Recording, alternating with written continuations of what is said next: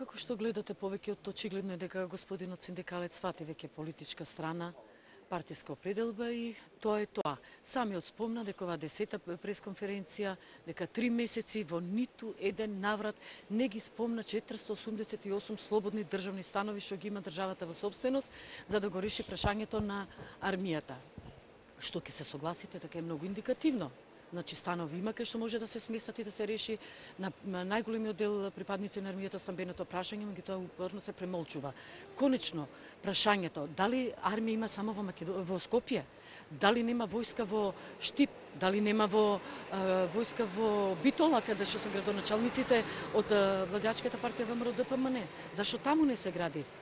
Дефинитивно ова е целисходно за да се девалвира и да се нападне градоначалникот Јакимовски, нема никакво друго образложение, ова има партиска позадина.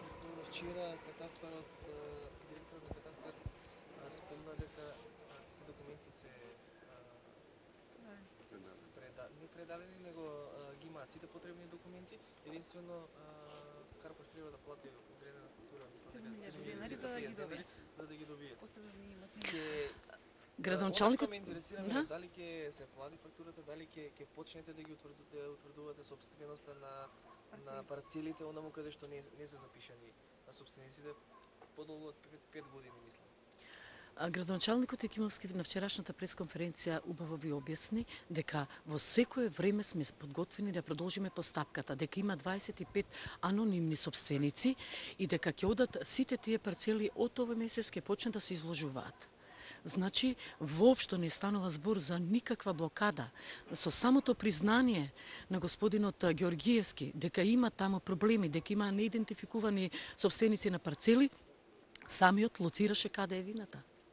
Значи, оној момент кога ќе почнеме да ги изложуваме, значи имало проблем, има неидентификувани парцели, исклучиво на барање на советничката група на ВМРО се бараше секој поединечно собственик, значи вклучувајќи ги тие 25 да биде информиран за измените на ДУП-от и ние тоа ќе го направиме.